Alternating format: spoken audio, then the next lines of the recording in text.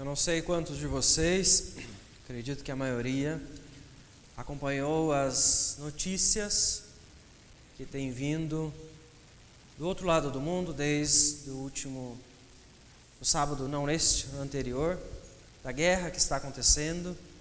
E cada notícia que surge, ela é mais triste do que a outra. É uma mais difícil de você ler, de você saber e acreditar que realmente está acontecendo massacres como aconteceram, reações como estão acontecendo. É muito triste de ver como aqueles países, aqueles povos, aquelas famílias estão sofrendo neste exato momento. E é ao olhar para um cenário como esse que as pessoas começam a se fazer algumas perguntas, como por exemplo, onde é que está Deus em meio a tudo isso? Onde é que está Deus quando crianças estão sendo mortas, bebês, famílias inteiras? Esse tipo de questionamento está vindo na mente de muitas pessoas, porque a tristeza ela é muito grande. Nós não gostaríamos de ver essas notícias sendo a realidade de hoje. Porque as pessoas então começam a buscar a resposta para isso, e elas tentam entender. Nós afirmamos que cremos um Deus que é bondoso, o Todo-Poderoso, mas ainda assim, você recebe esse tipo de notícia. Você começa a ver como as pessoas estão reagindo. Então o que muitos começam a dizer é: ou Deus não é bom, ou Deus não tem esse poder todo. Ou até mesmo alguns chegam a dizer: bom, o Deus que você está afirmando que existe é uma mentira. O que nós esquecemos é que os atos de injustiça e toda a maldade que você conta na história, esses atos nunca originaram em Deus, mas sim nos homens, com as suas falhas, com as suas limitações. Em Deus, nós encontramos sempre a esperança para o caos que pode se estabelecer nas nossas vidas. Isso é possível porque Deus é soberano para transformar as vidas. Eu convido você a abrir a palavra do Senhor no Evangelho de João, no capítulo 9, para nós pensarmos um pouco nesta noite. Evangelho de João, capítulo 9, nós faremos a leitura do versículo 1 ao versículo 12.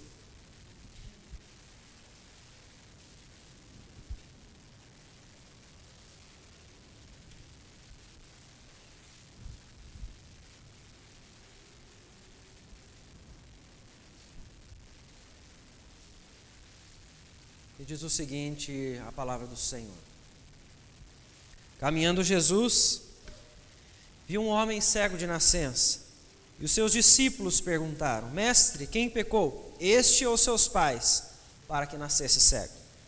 Respondeu Jesus: Nem ele pecou, nem seus pais, mas foi para que se manifestem nele as obras de Deus.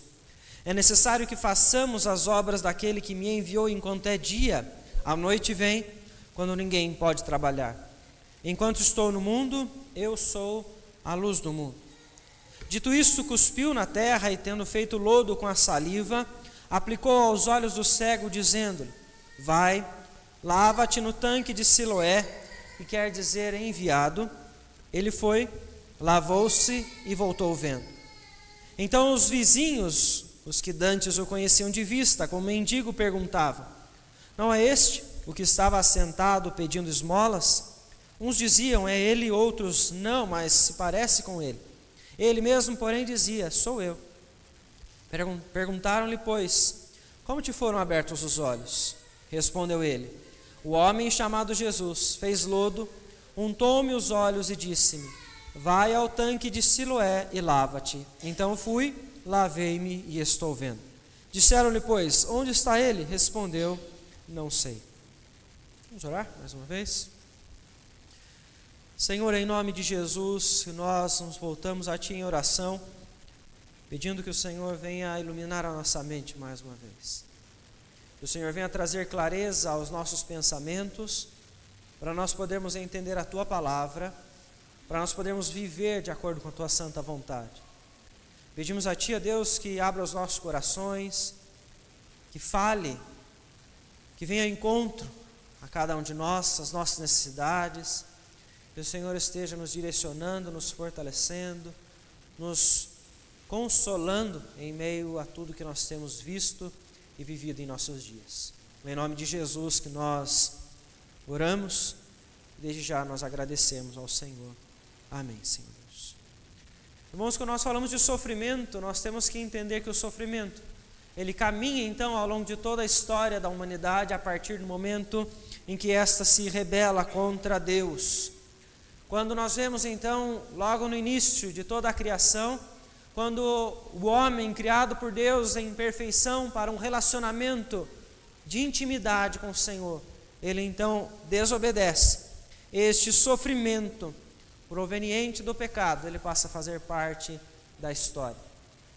E esse sofrimento ele vem então de diversas formas, ele vem através da ação daqueles então que estão sendo afetados constantemente pelo pecado em seus corações e suas vidas. Os homens e mulheres passaram então a viver para satisfazer a si mesmos, as suas próprias vontades, e não para agradar ao Criador, e não para agradar aquele então que os fez para viver com Ele.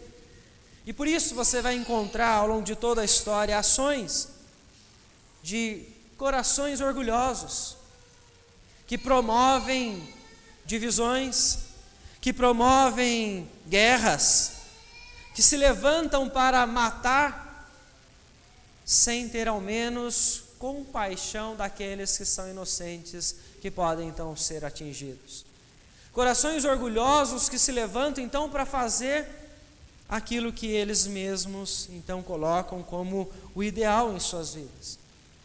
Os mesmos são aqueles que estão devastando a criação, causando um impacto ambiental que nós vemos nos nossos dias. Fazem tudo para agradar a si mesmos.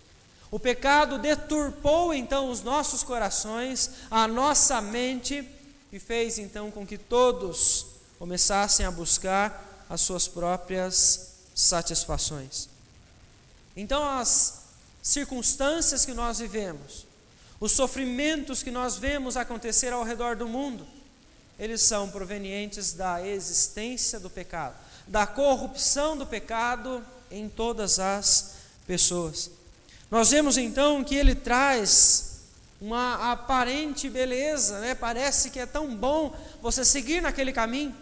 Aqueles então que começaram uma guerra, aqueles que começaram então a destruir famílias, para eles o início de tudo era algo bom, prazeroso, positivo. Eles fizeram porque acreditavam que aquilo então seria o melhor caminho para que eles pudessem então satisfazer as suas próprias vontades. E assim o pecado está então destruindo tudo, devastando tudo por onde ele passa, através dos homens e das mulheres, que estão longe de Deus e portanto estão sendo guiados para fazer as suas próprias vontades. E é no meio disso tudo que nós vemos pessoas ficarem doentes, pessoas perderem as suas vidas, efeitos do pecado. Não porque aquela pessoa necessariamente o cometeu, mas porque o pecado então está devastando tudo aquilo que o Senhor então criou. Esta linha de raciocínio com relação ao pecado, ela está presente então nesse texto, quando nós vemos então os discípulos se depararem com um mendigo, um homem cego, que cego, portanto, como eles mesmos o sabem, ele é assim desde o seu nascimento. Os mendigos então precisavam de um auxílio, de alguém que pudesse socorrê-los em meio às suas necessidades, e eles buscavam junto à sociedade, fosse na escadaria do templo, como você vê em Atos capítulo 3, ou perto das multidões, estar com as pessoas para que alguém possa socorrer eles de alguma maneira para a sua sobrevivência e para a sobrevivência também de sua família. Nós vemos então que os discípulos neste momento, quando observam aquele homem que está próximo deles, vivendo uma circunstância desagradável, porque ele está às margens da sociedade, ele está entregue então à pobreza, eles olham para ele e eles então perguntam a Jesus: de quem é a culpa? Quem é que pecou para que este homem estivesse vivendo nestas circunstâncias? Para que esse homem nascesse cego, de quem é a culpa? É dele ou então dos seus pais? Os discípulos nesse momento, eles estão tentando definir onde é que começa todo o problema do sofrimento deste homem, deste cego. Eles querem nesse momento definir o que então causou a sua cegueira. Pois eles têm na mente que a vida que este homem está levando, que todo o sofrimento que ele está passando, é em decorrência do pecado que ele cometeu, ou que os seus pais então cometeram, antes mesmo deste homem nascer. Nós vemos então que as tentativas que eles têm de tentar entender o que havia acontecido na vida deste homem, tornam os discípulos juízes diante desse cego. Eles querem definir o que é que ele fez, para definir então o que ele merece viver neste momento.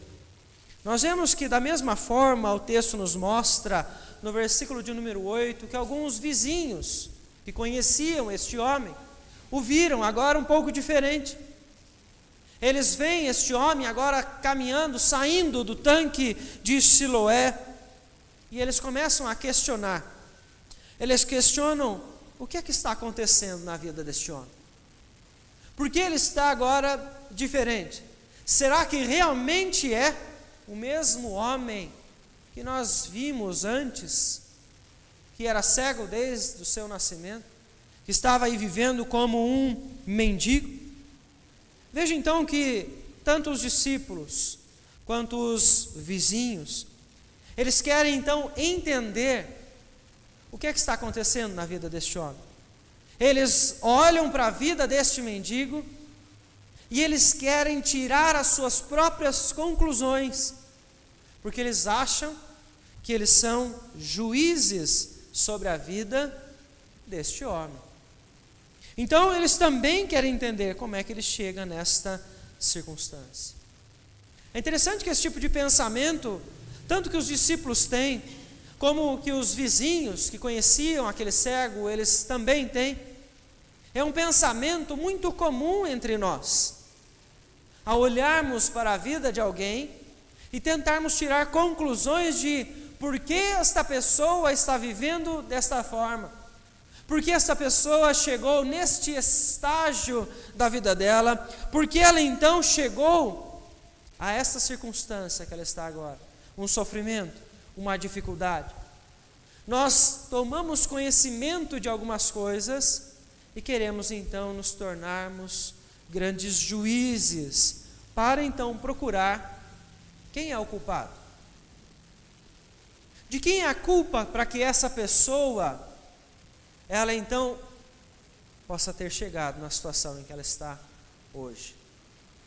É interessante então que isso diz muito sobre o nosso coração, porque nós então queremos controlar a vida dos outros, queremos controlar as situações, queremos controlar aquilo que está acontecendo na vida das pessoas que estão perto de nós, queremos dizer o que é que elas merecem e o que elas não merecem viver.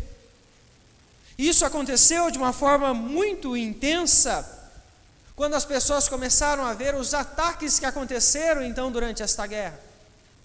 As pessoas viram então um país sendo atacado, inocentes serem mortos, e as pessoas então começaram a definir quem merecia ou não merecia morrer, quem merecia ou não merecia viver um massacre que está acontecendo. Porque ao passo então que os contra-ataques começaram a acontecer, muitos que se dizem cristãos levantaram a bandeira de que Deus está ao lado desta nação que está guerreando. Pois eles se chamam Israel. Então este é o povo de Deus, e Deus está com eles em todo momento, em toda circunstância, independente das atitudes que eles tomarem, seja matando os palestinos ou seja matando qualquer outro povo. As pessoas então se tornaram juízes ao ponto de dizer: não, os palestinos mereciam mesmo morrer, porque este povo é o povo de Deus e eles têm o direito de fazer o que eles bem entendem, porque Deus está com eles em todos os momentos. Eu não sei como é que foi no seu coração quando você viu as notícias. Se você não viu as imagens, nem procure ver. Das crianças mortas, queimadas, vivas. É algo para destruir o nosso coração. Que estamos em paz, que estamos tentando viver para o Senhor num país que ainda, graças a Deus, não passa por essas circunstâncias. Mas alguém chegar ao ponto de comemorar a morte de um povo, esta pessoa precisa então analisar o seu próprio coração. Pessoas que comemoram a morte dos outros, inocentes, que dizem então que sabem quem eles são, o que eles merecem de Deus. Essas pessoas estão controlando as suas próprias vidas, porque elas estão prontas para julgar o que vai acontecer. Hoje foi sobre a guerra, amanhã é sobre a vida do vizinho, depois é sobre a vida da sua família, depois é sobre o irmão da igreja. Eles controlam tudo, eles julgam tudo. E eles então são aqueles que apontam os dedos e dizem: olha, fulano de tal está vivendo isso por causa daquilo que ele fez. Ele merece esse castigo por aquilo que ele fez contra mim. Pessoas que estão com o coração amargurado e não conhecem a graça de Deus, a bondade de Deus e a misericórdia de Deus, porque eles querem concluir então que o Estado de Israel pode fazer o que quiser. Pessoas que estão enganadas, porque elas esquecem que o Novo Testamento traz uma nova humanidade, chamada de povo de Deus. Efésios capítulo 2 nos ensinou isso quando estudamos aqui às quartas-feiras. Agora este povo de Deus é chamado igreja. Este é o povo que o Senhor está levantando para fazer a sua vontade, conforme as Escrituras. O Israel de Deus, você encontra esta referência dita pelo apóstolo Paulo na carta aos Romanos, são aqueles que creem em Cristo Jesus. A nação de Israel é uma nação que rejeita o Messias desde o nascimento de Jesus Cristo. Eles não creem em Jesus Cristo. Como é que existem pessoas que afirmam ser eles o povo de Deus neste mundo? É preciso, portanto, observar aquilo que as Escrituras nos ensinam, para nós não sairmos então afirmando mentiras como essas. O que nós não estamos dizendo aqui é que não existem israelitas, judeus, que possam servir a Cristo Jesus. Mas nós vemos que a fé que define o relacionamento de um judeu com Deus é a mesma fé que pode definir o relacionamento de um palestino, de um brasileiro, de um grego ou de qualquer pessoa com o Senhor. Da mesma forma como nós estamos fazendo, como nós encontramos pela palavra de Deus a verdade e passamos a nos relacionar com o nosso Senhor. Quem é capaz de concluir? Quem é o culpado pelo sofrimento do que está acontecendo em Israel ou na Palestina? Quem é o culpado de toda essa guerra? Nós queremos encontrar os culpados, porque nós queremos julgar e queremos dizer quem merece o que está acontecendo. Porém, nós não temos capacidade, porque o nosso coração ele é falho, a nossa mente é limitada, nós somos pecadores, não temos capacidade alguma de entender o porquê Deus permite tamanho sofrimento. Mas nós podemos afirmar que Deus, apesar de todo o sofrimento, Ele continua sendo soberano. E assim as Escrituras nos ensinam como é que Jesus transforma o caos da pior guerra, do pior sofrimento, em grande bonança. Jesus, quando recebe então o questionamento daqueles discípulos sobre quem é o culpado para que este homem então viva esta cegueira desde o seu nascimento, Jesus então afirma que nenhum deles era culpado, porque não havia culpa sobre a vida deste homem, nem sobre a vida desta família. Ele diz então que este homem nasceu cego para que se manifestem as obras de Deus em sua vida. Em outras palavras, Jesus está dizendo: a cegueira deste homem, o sofrimento deste homem, vai permitir que as obras de Deus sejam reveladas hoje, que o poder de Deus seja manifesto diante de nós. Jesus está dizendo para essas pessoas que Deus permitiu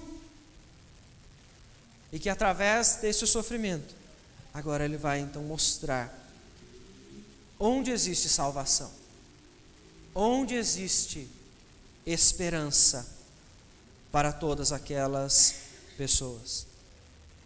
Porque Jesus então naquele instante, Ele revela o seu poder. Aquele que estava caminhando em trevas, aquele que não conseguia enxergar onde estava indo, aquele que não sabia quem estava diante dele, desde o seu nascimento, ele passa então a ver a luz, a enxergar. Jesus cuspiu em terra, fez lodo com suas mãos, passou sobre os olhos daquele homem e mandou que ele fosse se lavar no tanque de Siloé. Jesus transforma a condição que este homem traz desde o seu nascimento. Jesus revela que Ele é capaz de transformar a condição de qualquer pessoa, apesar dela ter nascido assim, apesar disto vir com ela desde sempre, ela estar até acostumada a ser assim, a agir dessa forma, a pensar dessa forma, a ver ou a não ver. De forma imediata, o texto nos mostra que ao obedecer à palavra de Jesus, este homem então volta a ver. A transformação acontece na vida deste mendigo, deste que era cego e agora passou a ver, pela graça de Deus. Jesus poderia não ter feito nada na vida deste homem, apenas respondido o questionamento daqueles homens e dito: não é por causa do pecado. Mas Jesus então foi até este homem que não podia ver, para então que as obras do Senhor fossem manifestas, para que o poder de Deus então pudesse ser conhecido. Primeiro pelos discípulos, depois pelos vizinhos, depois pelos fariseus, e assim chegar até cada um de nós. Os vizinhos começam a questionar: será que é esse o mesmo homem? E ele então diz: sou eu. E o questionamento vem mais uma vez: como é que os seus olhos foram abertos? Esses homens questionam o poder de Deus, eles questionam se isso que está diante deles é realmente a verdade, eles questionam se pode haver transformação na vida de alguém. E então este homem diz que Jesus, o homem chamado Jesus, fez lodo, untou os seus olhos e ordenou que ele se lavasse. E ele o fez, e assim voltou vendo. Mesmo sendo interrogado, este homem então está ainda vendo. A condição que Jesus concedeu a ele agora não muda mais. E ele é ainda levado diante de outras pessoas que querem provas do que está acontecendo em sua história.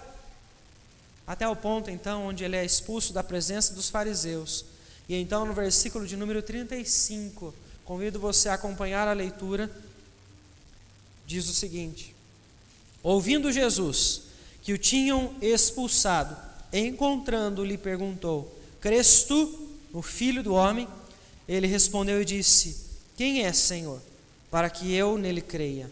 E Jesus lhe disse: já o tens visto, e é o que fala contigo. Jesus questiona este homem se ele crê no Filho de Deus, se ele crê que este poder veio de Deus para trazer a ele então a transformação da sua condição.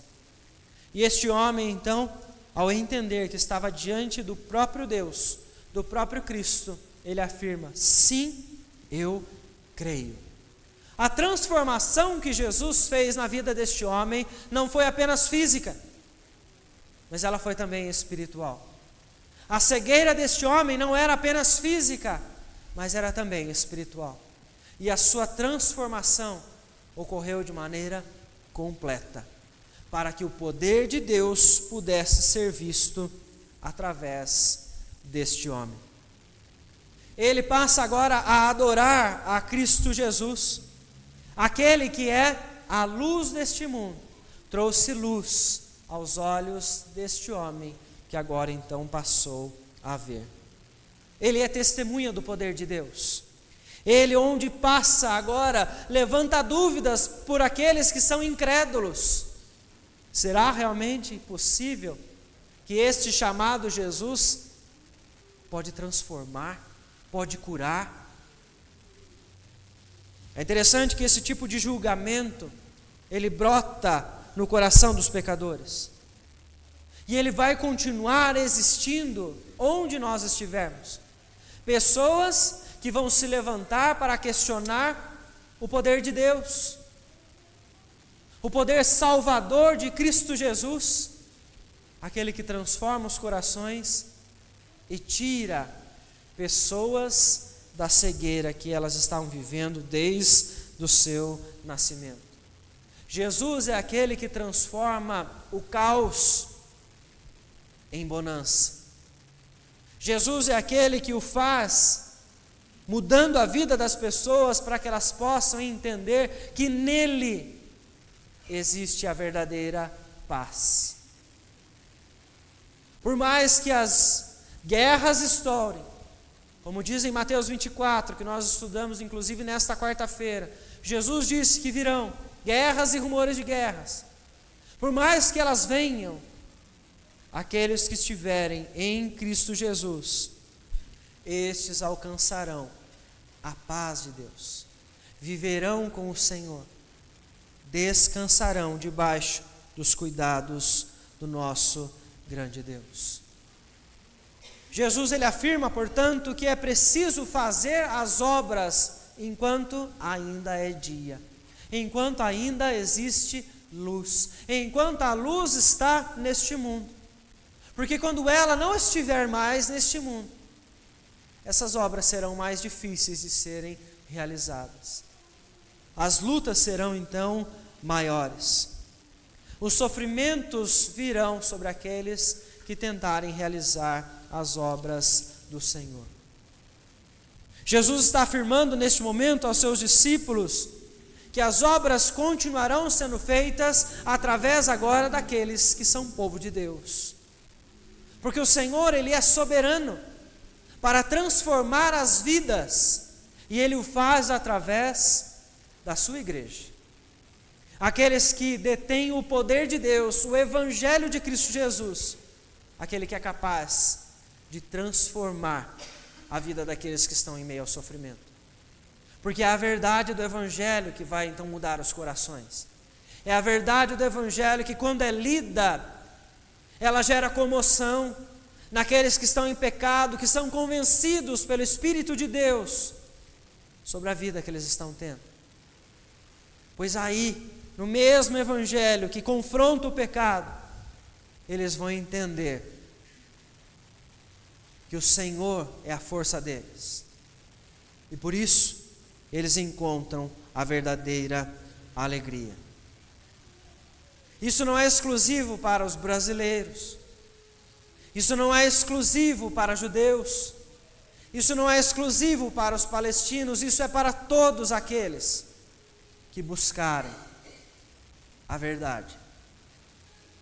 É para todos aqueles que buscarem a Cristo Jesus e confiarem em suas palavras. Deus, Ele é soberano para transformar todas as vidas, tirando o caos interior e gerando nessas pessoas a bonança, trazendo a paz que elas tanto procuram. Jesus Cristo é a esperança para Israel. Jesus Cristo é a esperança para a Palestina. Jesus Cristo é a esperança para a nossa cidade. Meus irmãos, o que nós vemos é que ainda muitos estão vivendo na cegueira. Muitos estão longe do Senhor. E qualquer pessoa, estejam elas vivendo em meio ao massacre que está acontecendo do outro lado do mundo, ou sejam os nossos vizinhos, amigos ou familiares, eles precisam que a igreja desperte, se levante e anuncie com toda a intrepidez a esperança do Evangelho de Cristo Jesus. Somente assim as pessoas viverão em paz. Mas nós precisamos lembrar que os questionamentos virão. Nem todos aqueles então que se depararam com a luz, eles passaram a viver na luz. Nem todos saíram da escuridão. E a igreja precisa estar preparada para o confronto, para o questionamento, para as dúvidas daqueles que vão permanecer na incredulidade. A igreja não deve desanimar de anunciar o Evangelho, por mais que a sociedade se levante contra ela, pois o poder de Cristo Jesus, o poder de transformar as vidas, ele é real. Ele aconteceu na sua e na minha vida, e ainda vai transformar muitos, aqueles aos quais o Senhor vai nos enviar para falar então sobre esta verdade. Nós precisamos levar às pessoas a mensagem de esperança. Nós, igreja, precisamos levar a mensagem de esperança até para o outro lado do mundo. Se você não tem um chamado missionário para estar hoje embarcando para o outro lado do mundo, a nossa missão como igreja é dobrar o nosso joelho para nós clamarmos por aqueles que estão lá pregando o Evangelho, levando a mensagem de paz que pode transformar a vida daqueles que estão em meio à guerra. Nós como igreja, nós precisamos levantar o nosso clamor pelos enviados de Deus, aqueles que o Senhor está levando para todos os cantos deste mundo, para que o Evangelho possa ser conhecido de todas as nações. Lembrem-se, anunciar a Cristo, falar desta luz, sempre vai gerar reações. Esteja preparado para as positivas e para as negativas. Que o Senhor possa habitar no seu coração, para que você viva em paz, para que você, mesmo em meio a circunstâncias difíceis, esteja confiante nas promessas do Senhor, mas que com esta fé você seja usado pelo Senhor para servir, para pregar o Evangelho e para clamar por aqueles que estão vivendo em sofrimento. Eu quero convidar os irmãos do grupo de louvor que venham à frente e nos conduzam neste momento, no último cântico. Eu quero convidar a igreja a se colocar em pé, para nós cantarmos juntos em adoração ao nosso Senhor.